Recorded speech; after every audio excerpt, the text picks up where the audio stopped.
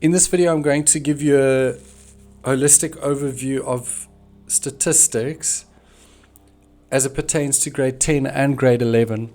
And so for starters, what you want to do is you want to write the information from smallest to biggest, because that will affect things like your lower quartile, your median, your upper quartile. Other common questions is they could ask you for the mean, and the mean is another word for average. So you're just going to work out the sum of all the information and divide it by the number of data. Mode just means the most often occurring, and if there are two numbers that occur the most, you can just write them both down.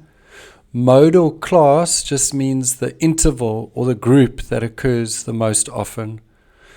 Median is the middlemost number, and I'll explain these formulas in a sec.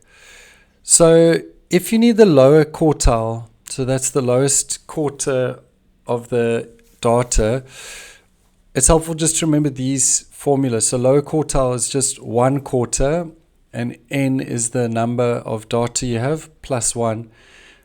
The important thing to remember with that is that answer you're going to get is just going to give you the position. It's not giving you the answer. So if you got an answer out of here as 7, you wouldn't say the low quartile 7. You'd look in your arranged data from smallest to biggest to the 7th one.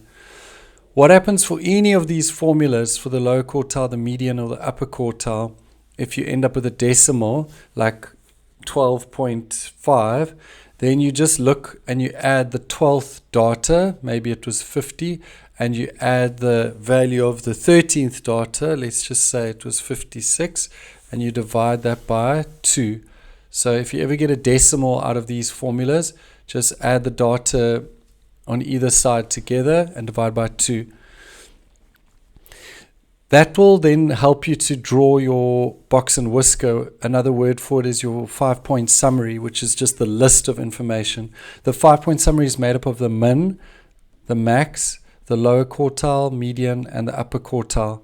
And so you'll just plot those exact values that you had worked out on a box and whisker. That will look something like this. The lines themselves are all the same height, but you just join the lower and the upper quartile, and then from the middle you join it to the min and the max. And so a trick question they sometimes ask is, what percentage of the data is represented here? And it's tempting and it looks like there's more data, but actually there's still the same amount of data. It's always just 25% in all these places. It's just that because these are quartiles, they've split the percentages into 4, so it's 25% for each. What's happening here, that this is a bigger box, it just means that the data from the median to the upper quartile is more spread out, whereas between quartile 1 and 2, it's a bit more consistent. Same amount of data, just more spread out, just more consistent. And when they talk about the skewedness of the data, it's skewed towards the bigger box. And so in this case, you'd say it's positively skewed because it's on the right side, or you'd say skewed to the right. I hope that you found that helpful just as an introduction to statistics and how to do the basics of it. Enjoy practicing it in the next few videos that we cover. If you enjoyed this, please like our video, subscribe to our channel, and share this with your friends. Thanks.